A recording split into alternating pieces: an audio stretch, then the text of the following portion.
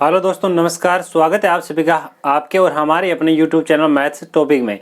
दोस्तों, आज हम अपने इस वीडियो में शुरुआत करने जा रहे हैं आरबीएससी कक्षा 10। तो चैप्टर नंबर हमारा 9 है, जिसका नाम है कोऑर्डिनेट ज्योमेट्री यानी निर्देशांक ज्यामिति की आज शुरुआत करने वाले हैं दोस्तों अपने इस वीडियो में। आज हम अपने इस वीडियो में सबसे पहले देखेंगे इसका नॉर्मल सा इंट्रोडक्शन, निर्देशांक ज्यामिति क्या होती है। सबसे पहले हम ये देखते हैं कि निर्देशांक ज्यामिति है, इसका जो अंक भार है, जो बोर्ड परीक्षा में है ना, वो कितने अंकों की पूछी जाती है। तो सीधी सी बात है दोस्तों, ये प्रश्नावली परीक्षा में यानी बोर्ड एग्जाम में पूरे 6 नंबर की पूछी जाती है। 6 नंबर का एक ही प्रश्न आता है दोस्तों, जो कि पूरे 6 नंबर यानी हमारे 1% का काम करता है दोस्तों। अब आज हम इसके बारे में इंट्रोडक्शन देखेंगे दोस्तों। ये हमारे इस चैप्टर का आज पहला पार्ट है दोस्तों। ये अगर पार्ट आपको अच्छा लगे तो इस वीडियो को लाइक करें, अपने सभी दोस्तों में शेयर करें। अगर आपने हमारे चैनल को सब्सक्राइब नहीं किया तो प्लीज हमारे चैनल को सब्सक्राइब करें और बेल आइकन को प्रेस करें, ताकि आने वाले प्रत्येक वीडियो की नोटिफिकेशन आपको सबसे पहले मिल सके। दोस्तों, आज से पहले जितने भी चैप्टर हुए हैं कंप्लीट, उन सब में से किसी भी चैप्टर का आपको वीडियो चाहिए तो नीचे दोस्तों डिस्क्रिप्शन बॉक्स में उसका लिंक दिया हुआ है, आप वहां से जाकर उसका वीडियो देख सकते हैं। अब आज शुरुआत करते हैं। देखिए, सबसे पहले है निर्देशांक ज्यामिति। सबसे पहले हम देखेंगे कि कार्तीय तल क्या होते हैं। जो कोऑर्डिनेट एक्सिस होते हैं वो होते क्या हैं। देखिए दोस्तों, ये कोई प्लेन यानी ये कोई समतल है। किसी समतल में स्थित दो लंबवत रेखाएं, कोई समतल है, समतल में स्थित अगर कोई दो लंबवत रेखाएं परस्पर एक दूसरे को 90 डिग्री पर काट रही है तो ये दोनों दोस्तों कार्तीय तल कहलाता है। और ये दोनों जो एक्सिस है वह एक्सिस का नाम किस प्रकार से होता है। ये जो अक्ष होता है उसको कहते हैं एक्स अक्ष, इसको क्या कहते हैं एक्स एक्सिस, और इसको कहते हैं वाई एक्सिस, यानी ये वाई एक्स हो गया। अब इसमें भी प्लस और माइनस का होता है दोस्तों। ये x जो है प्लस का यानी x, और इधर जो x की वैल्यू होती है वो होती है माइनस की यानी x डैश। इधर होता है y और इधर होता है y डैश। जहां दोनों एक्सिस एक दूसरे को काटते हैं दोस्तों, उस बिंदु को कहते हैं मूल बिंदु। जहां दोनों एक दूसरे को काटते हैं उस बिंदु को क्या कहते हैं, मूल बिंदु। यहां नाम लिख देता हूं मैं, देखिए मूल बिंदु। अब देखिए, अब मूल बिंदु जिसको दर्शाते हैं किससे, ओ से। मूल बिंदु के निर्देशांक क्या होते हैं, x का वैल्यू भी 0 होता है और y की वैल्यू भी 0 होता है दोस्तों। यहाँ x की वैल्यू 1, 2, 3, 4 इस प्रकार से कंटिन्यू अप टू इन्फिनिटी तक चलती जाएगी। इधर जो x की जो वैल्यू है वो हमेशा रहेगी -1, -2, -3, -4 अप टू -इन्फिनिटी। ऊपर जो y की वैल्यू है वो हमेशा प्लस की रहेगी और नीचे जो y की वैल्यू है वो हमेशा माइनस की रहेगी दोस्तों। इस प्रकार से कुछ संख्याएं लिखी जाती है। जब संख्याएं लिखी जाएगी दोस्तों, जैसे मैं यहाँ कोई भी एक बिंदु ले लेता हूँ, ये बिंदु है कोई, ये बिंदु P है। इस बिंदु P के जो निर्देशांक लिखे जाएंगे, चाहे 2,4 हो, 4,6 माइनस प्लस कुछ भी आए, सबसे पहले जो निर्देशांक लिखे जाएंगे वो x के लिखे जाएंगे। उसके बाद में जो लिखे जाएंगे वो किसके लिखे जाएंगे, y के निर्देशांक लिखे जाएंगे दोस्तों। जो x की वैल्यू आएगी यानी x का जो मान आएगा उसको और इस y की वैल्यू को, इनको कुछ नाम कहते हैं। एक को तो कहते हैं भुज, एक को क्या कहते हैं भुज, और दूसरे को क्या कहते हैं कोटि। x अक्ष की जो वैल्यू होती है उसको क्या कहते हैं भुज, और y अक्ष की जो वैल्यू होती है उसको कहते हैं कोटि। जैसे कोई भी एक बिंदु P के निर्देशांक है हमारे पास में 2,3, इसमें भुज की वैल्यू तो है 2 और कोटि की वैल्यू 3। जैसे दोस्तों छोटी कक्षा में ये भी पूछ लिया जाता था कि कोई बिंदु दिया हुआ जैसे -4,5, इसमें भुज का मान बताइए और कोटि का मान बताइए। तो भुज की वैल्यू तो हमारे पास -4 और कोटि की वैल्यू कितनी, +5 है दोस्तों। अब हम देखेंगे दोस्तों कि इसके जो 4 चतुर्थांश होते हैं, चारों चतुर्थांशों में चिन्ह किस प्रकार से लगाए जाते हैं। अब चतुर्थांश भी किस प्रकार से डिसाइड किए जाते हैं वो भी सबको पता हुआ होना चाहिए। ये देखिए, इसको नाम दिया था मैंने अभी y अक्ष, इसको क्या नाम दिया था y अक्ष, और ये होता है x अक्ष, ये होता है x अक्ष और ये क्या होता है y अक्ष। ये इस प्रकार से एक्सिस हो गए। ये होता है मूल बिंदु जिसको कहते हैं O और जिसके निर्देशांक होते हैं 0,0। इधर मैं मान लिख देता हूँ 1 2 3 4 5 कंटिन्यू। इस प्रकार से ऊपर भी वैल्यू जो है प्लस की होती है, यानी ये दोनों वैल्यू दोस्तों प्लस की होती है। अब ये वाली जो वैल्यू है वो माइनस की होती है और y के नीचे की साइड में ये जो वैल्यू है वे भी किसकी होती है, नेगेटिव, यानी माइनस के मान होते हैं दोस्तों, ऋणात्मक वैल्यू होती है सारी की सारी।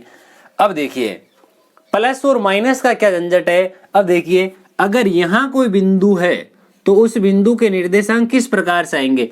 x का मान तो आ रहा है प्लस का, सारी संख्या प्लस की, तो x के लिए आएगा प्लस का चिन्ह। ये संख्या भी प्लस की है तो y का मान भी प्लस का। यानी यदि कोई भी बिंदु ऐसा हो जिसके दोनों के दोनों मान प्लस के हो, जैसे 2,3, 3,4, 5,6, 6,7, 8,10, कोई भी ऐसी संख्या जो दोनों संख्याएं प्लस की हो, वो हमेशा कौन से चतुर्थांश में आएगी दोस्तों, हमेशा और हमेशा आएगी वो फर्स्ट कोऑर्डिनेट यानी प्रथम चतुर्थांश।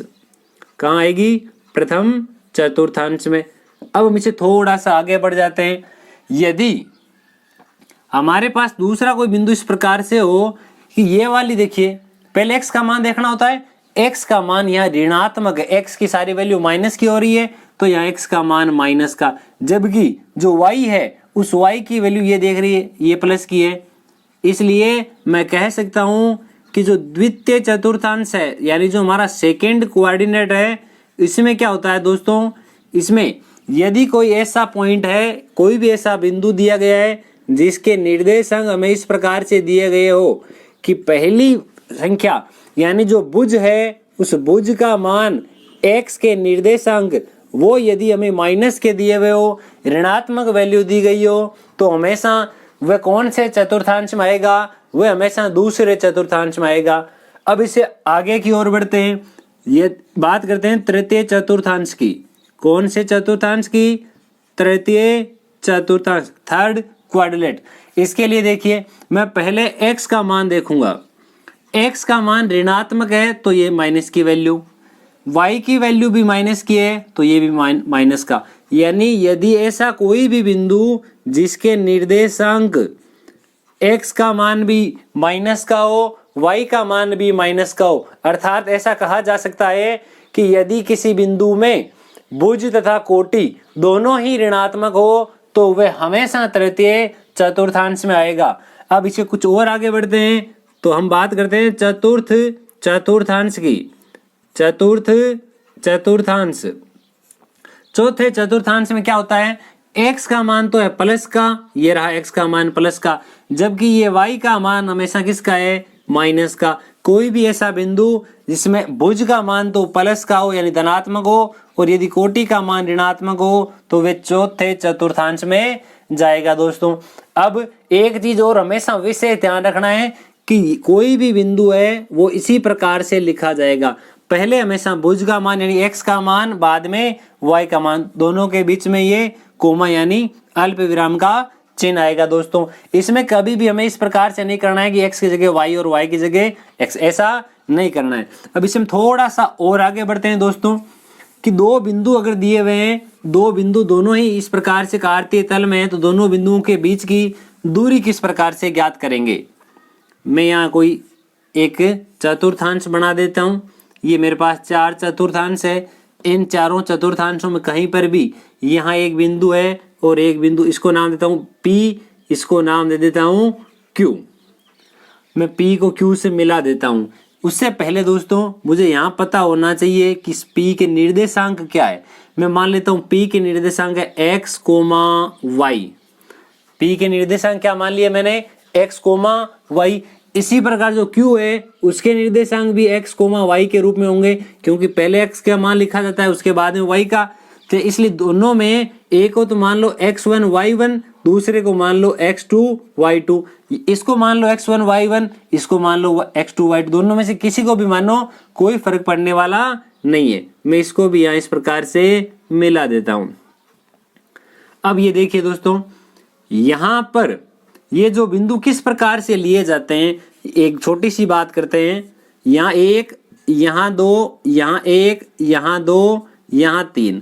अगर यहाँ कोई बिंदु है तो उसके निर्देशांक क्या लिखेंगे? तो पहले इसका देखते हैं कि ये यहाँ से अगर देखा जाए तो x अक्ष के संगत इसके सामने कौन सा अंक है, तो यानी 2। y अक्ष के संगत इसका कौन सा अंक है, यानी 3। वह उसके निर्देशांक होते हैं 2,3। अब इसमें यहाँ निर्देशांक तो कोई है ही नहीं। x का तो मान कितना है, x2, यहाँ कितना है x2, और यहाँ कितना है x1। मैं इसको इससे मिला देता हूँ, देखिए इसको भी इससे मिला देता हूँ। तो ये वाली जो वैल्यू है यहाँ से यहाँ तक, इसको तो कहेंगे y1, और यहाँ से यहाँ जो तो दूरी है उसको कहेंगे y2। अब मैं p को q से मिला देता हूँ। यहाँ इन सब को मिलाने के बाद दोस्तों यहाँ सीधा सा पता चल रहा है कि यहाँ पर एक समकोण त्रिभुज का निर्माण होता है p q, और इसको नाम दे देता हूँ मैं r। इसको मैंने क्या नाम दे दिया, r। अब दोस्तों थोड़ी सी सोचने वाली समझने वाली चीज है, क्या चीज है वो देखते हैं। ये पूरी दूरी है x2 और ये है x1, तो मेरे पास p से r तक की दूरी आ जाएगी। पूरे में से ये कम कर दूं, ये वाली दूरी आ गई मेरे पास x2 माइनस x1। ये पूरी दूरी है मेरे पास y2 और इतनी सी है y1, तो इसको मैं कह सकता हूं कि y2 माइनस y1 इतना आ गया। समकोण त्रिभुज में क्या होता है, समकोण त्रिभुज में पाइथागोरस प्रमेय या बोधायन प्रमेय के अनुसार कर्ण स्क्वायर बराबर होता है कि आधार स्क्वायर, किसका स्क्वायर, आधार स्क्वायर प्लस लंब स्क्वायर। ये मैंने लिख दिया। कर्ण स्क्वायर, किसका स्क्वायर करना है, पी क्यू का स्क्वायर। आधार, आधार यानी x2 माइनस x1 का होल स्क्वायर प्लस लंब, लंब की जगह दिया हुआ है मेरे पास में y2 माइनस y1 का होल स्क्वायर। जैसे ही दोस्तों इसका स्क्वायर हटा दिया जाएगा, आगे राइट हैंड साइड में स्क्वायर रूट लग जाएगा, x2 माइनस x1 का whole square plus y2 minus y1 का होल स्क्वायर। अतः कहा जा सकता है दोस्तों कि किन्हीं दो बिंदुओं के बीच की दूरी, कार्तीय तल में स्थित किन्हीं दो बिंदुओं के बीच की दूरी x के निर्देशांकों के अंतर का वर्ग प्लस y के निर्देशांकों के अंतर का वर्ग, और पूरे का क्या होता है, स्क्वायर रूट इसके बराबर होती है। इसी के साथ में दोस्तों एक चीज और, यदि इन दिए गए दोनों बिंदुओं की बजाय एक ऐसा पूछ लिया जाता कि ये कोई चतुर्थांश है, इसमें कहीं पर भी एक बिंदु P है, ये रहा बिंदु P, इस बिंदु P की मूल बिंदु से दूरी ज्ञात करो। यदि मूल बिंदु से हमेशा दूरी ज्ञात करनी है तो देखिए एक चीज आ जाएगी, अगर इस बिंदु की मूल बिंदु से दूरी ज्ञात करता तो मेरे पास में ये जो x1 और y1 जो आ रहे हैं, यहां मैं लिख देता हूं, देखिए x और y, इसके निर्देशांक तो 0,0 है। क्या करेंगे, मैं p को o से मिला देता हूं, तो इसमें भी x2 माइनस x1, तो इसके लिए x2 किसी को भी मान लो, चाहे मैं मान लेता हूं x2, ये रहा x1 यानी 0 पूरे का whole square, y2 minus y1 का होल स्क्वायर पूरे का स्क्वायर रूट, और ये आया OP। अतः दोस्तों किसी भी संख्या में से 0 घटा रहे हैं, यहां पर भी संख्या में से क्या घटा रहे हैं, 0, तो मैं कह सकता हूं मूल बिंदु से, किससे, कि मूल बिंदु से, मूल बिंदु से बिंदु, कोई भी बिंदु मैंने P नाम दिया है, तो बिंदु P की दूरी, मूल बिंदु से किसी बिंदु की दूरी यानी OP बराबर पहले तो x का स्क्वायर और बाद में y का स्क्वायर। ये दोस्तों डायरेक्ट ही लिखा जा सकता है। ये तो किसके लिए था, कार्तीय तल में स्थित किन्हीं दो बिंदुओं के बीच की दूरी और मूल बिंदु से किसी बिंदु की दूरी ज्ञात करनी हो तो OP बराबर x square plus y square होता है। दोस्तों यहाँ तक हो गया। अब हम इससे थोड़ा सा आगे बढ़ते हैं। थोड़ा सा आगे का मतलब दोस्तों, अभी इस इंट्रोडक्शन के आगे थोड़ा सा जो उदाहरणों की बात करते हैं कि इस चैप्टर का जो पहला उदाहरण है वो क्या दिया हुआ है। उदाहरण कुछ इस प्रकार से दिया हुआ है दोस्तों, एक कार्तीय तल बनाया गया है, एक कार्तीय तल, एकदम नॉर्मल सा छोटा से छोटा क्वेश्चन है दोस्तों, आसानी से आप इसको समझ पाओगे। कार्तीय तल में कुछ 4-5 बिंदु बना दिए। अब कंपलसरी नहीं हम किताब के बिंदु लेके चलें, कोई भी बिंदु ले लेता हूं, उससे पहले मुझे यहाँ पर नंबर लिखने पड़ेंगे 1 2 3 4। ये जो x है वो पॉजिटिव है, इधर x तो नेगेटिव, ऊपर y की वैल्यू पॉजिटिव और नीचे y की वैल्यू नेगेटिव आ रही है। ये -1, -2, -3, -4, -1, -2, -3, -4, +1, +2, +3, +4। मैंने दोस्तों चारों चतुर्थांश बना दिए। इसके अलावा यहाँ मूल बिंदु O को भी दर्शाना है जिसके निर्देशांक होते हैं 0,0। अब कोई भी एक बिंदु है दोस्तों, यहां मैं एक बिंदु ले लेता हूं, ये वाला बिंदु P, एक बिंदु Q ले लेते हैं, एक बिंदु यहां ले लेते हैं बिंदु Q, एक बिंदु यहां ले लेते हैं ये बिंदु R, ये बिंदु R, एक बिंदु कहीं पर भी हो तो यहां ले लेते हैं S। ये 4 बिंदु है दोस्तों। इन चारों से हम आसानी से पहला एग्जांपल है वो समझ सकते हैं। पॉइंट चाहे कोई भी हो, किस प्रकार से लिया जाना है वो देखिए दोस्तों, बहुत ही अच्छा प्रश्न है। इससे हमें नॉलेज आएगा कि हमें किस प्रकार से निर्देशांक ज्यामिति में काम करना है। अब देखिए इस बिंदु P के लिए x के संगत वैल्यू कौन सी, देखिए इसमें यहां मैं अगर इसको इससे मिला दूं तो यहाँ कितना आ रहा है 2, यानी x का मान तो है मेरे पास में 2। यदि मैं इस प्रकार से इसको मिलाऊं तो मेरे पास y की वैल्यू आ रही है +3, यानी बिंदु P के निर्देशांक आ गए 2,3 या 2,3। अब मैं Q की ओर चलता हूं। Q में पहले x से मिलाएंगे, x को मिलाने पर यहां मुझे पता चला कि x के लिए तो आ रहा है -3 और y के लिए कितना आ रहा है दोस्तों, y के लिए आ रहा है -4। अब इसी प्रकार से r के लिए चेक करेंगे। r के लिए देखिए x का मान तो है +1 और y का मान जो है वो है -3। अब चलते हैं s की ओर। s के लिए x क्या है, x है -4, तो ये आ गया -4। अब इसके लिए y की जो वैल्यू है वो क्या आ रही है, यहाँ आ रही है 4, तो y की वैल्यू भी 4। ये तो दोस्तों एग्जाम्पल नंबर पहला है। कौन सा एग्जाम्पल है, पहला एग्जाम्पल। आशा करते हैं दोस्तों आपको पहला एग्जाम्पल अच्छी प्रकार से समझ में आया हुआ होगा। दोस्तों कंपलसरी नहीं है कि यहाँ P, Q, R, S कुछ भी दिए जाए। पूरे अल्फाबेटिकल जो 26 है उनमें से कोई भी दिया जा सकता है, बिंदु भी कोई भी हो सकता है। अब हम इससे आगे चलते हैं दोस्तों। जो हमारा एग्जाम्पल नंबर 2 है वो क्या दिया हुआ है, यह है दोस्तों हमारा एग्जाम्पल नंबर 2। बहुत ही अच्छा प्रश्न है दोस्तों। एक समबाहु त्रिभुज की भुजा यदि 2a हो तो उस त्रिभुज के तीनों शीर्षों के निर्देशांक ज्ञात करो। मैं मान लेता हूं दोस्तों ये कोई एक x अक्ष है, ये x डैश हो गया, ये ऊपर y हो जाएगा, y अक्ष है या तो, और ये हो गया y डैश। यहाँ जो मूल बिंदु है उस मूल बिंदु के निर्देशांक 0,0। अब मैं यहाँ एक त्रिभुज बनाता हूँ। त्रिभुज होना चाहिए समबाहु। त्रिभुज कैसा होना चाहिए, समबाहु त्रिभुज होना चाहिए। ये रहा त्रिभुज, नाम कुछ भी हो जाए, चाहे इसको मैं नाम दे देता हूं P, इसको नाम दे देता हूं Q। हमें पता है कि OPQ त्रिभुज OPQ एक समबाहु त्रिभुज है। कैसा त्रिभुज है, समबाहु त्रिभुज है।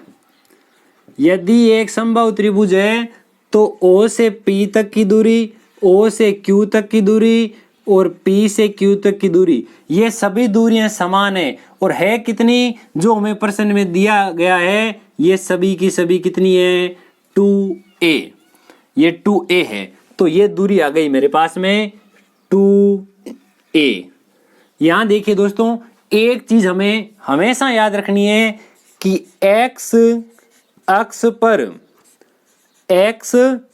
पर और एक होता है y अक्ष पर, x एक्सिस पर और y एक्सिस पर। x अक्ष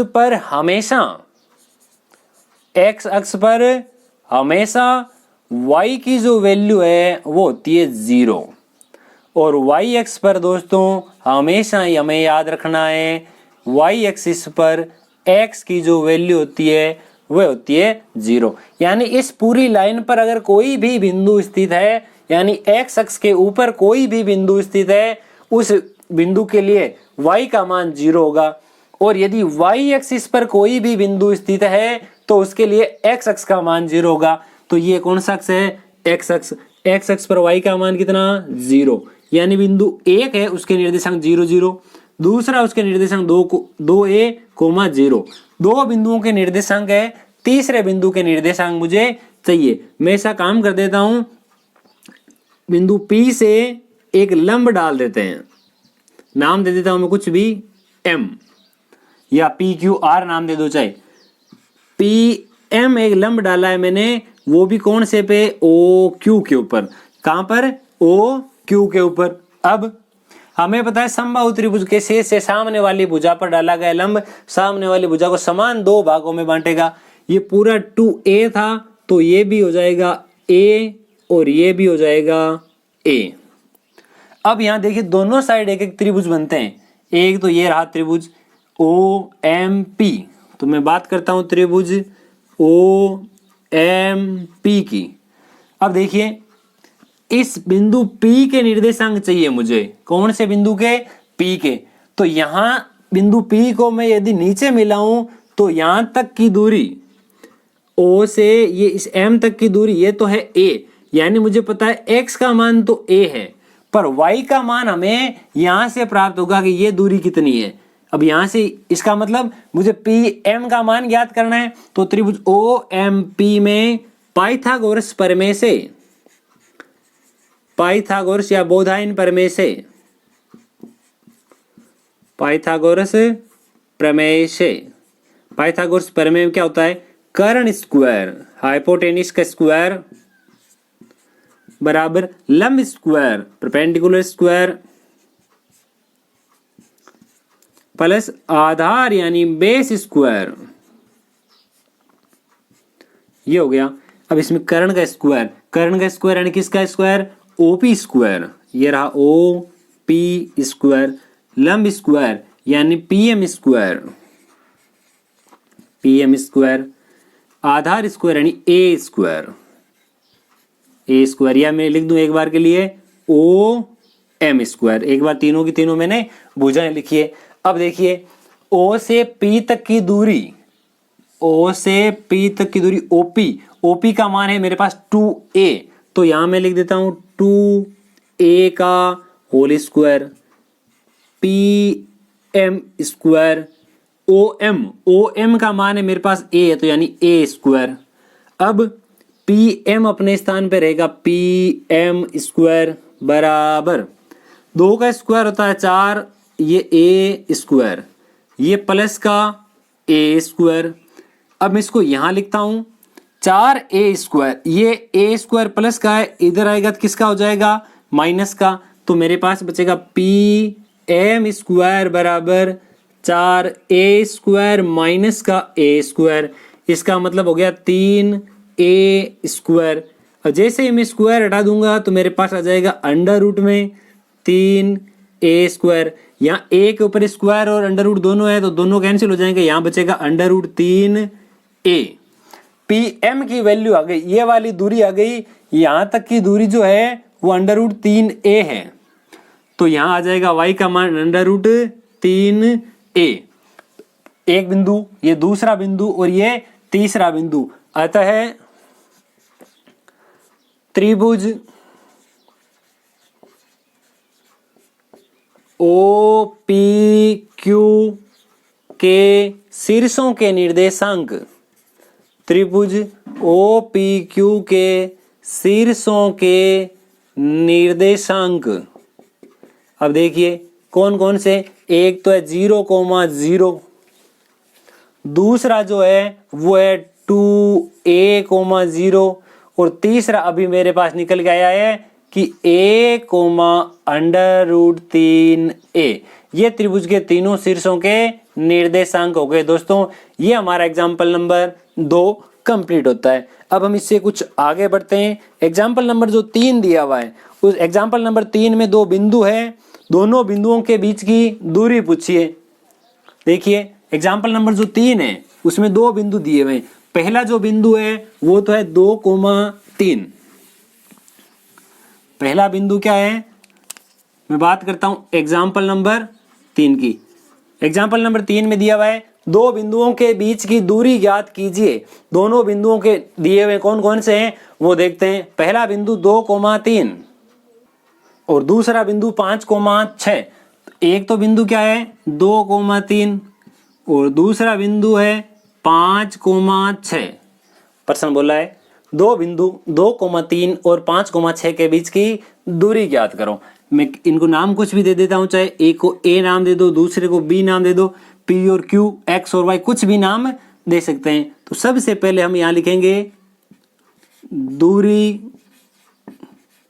सूत्रानुसार, दूरी सूत्र के अनुसार ए बी, दो बिंदुओं के बीच की दूरी का सूत्र अभी अभी हमने लिखा है कि x2 minus x1 plus whole square plus y2 minus y1 का होल स्क्वायर। यहां पर चार वैल्यू चाहिए हमें, दो तो x की x1 और x2, दो वैल्यू चाहिए y की y1 और y2। अब किसी को भी x1 नाम दे दो, किसी को भी x2 दे दो, चाहे किसी में दोनों में से किसी एक को मान लो। मैं मान लेता हूं ये वाला x1 और y1 है, ये x1 और ये y1, इसको मैं मान लेता हूं x2 और y2। सारे मान आ गए। इन सभी मानों को मैं इस समीकरण में लिख देता हूं। तो ए बी बराबर अंडर रूट x2 यानी 5 माइनस x1 यानी 2 होल स्क्वायर, y2 की जगह मेरे पास 6, y1 की जगह 3। अब देखिए 5 में से 2 घटाऊंगा तो मेरे पास बचेगा 3, 6 में से 3 घटाऊंगा तो बचेगा 3। और हमें पता है कि इस 3 का स्क्वायर कितना होता है 9, प्लस इस 3 का स्क्वायर कितना होता है 9, 9 प्लस 9 कितने होते हैं 18, 9 प्लस 9 कितने होते हैं 18। और 18 को लिखा जा सकता है दोस्तों 2 यानी 3 अंडर रूट 2। अतः दोनों बिंदुओं 2,3 और 5,6 के बीच की दूरी 3 अंडर रूट 2 है। ये हमारा एग्जाम्पल नंबर 3। दोस्तों आज की इस वीडियो में आपको कौन सा प्रश्न अच्छा लगा? ये वीडियो अगर अच्छा लगे तो वीडियो को लाइक करें, अपने सभी दोस्तों में शेयर करें। अगर आपने अब तक हमारे चैनल को सब्सक्राइब नहीं किया है तो प्लीज़ हमारे चैनल को सब्सक्राइब करें। थैंक यू दोस्तों, धन्यवाद। जय हिंद, जय भारत।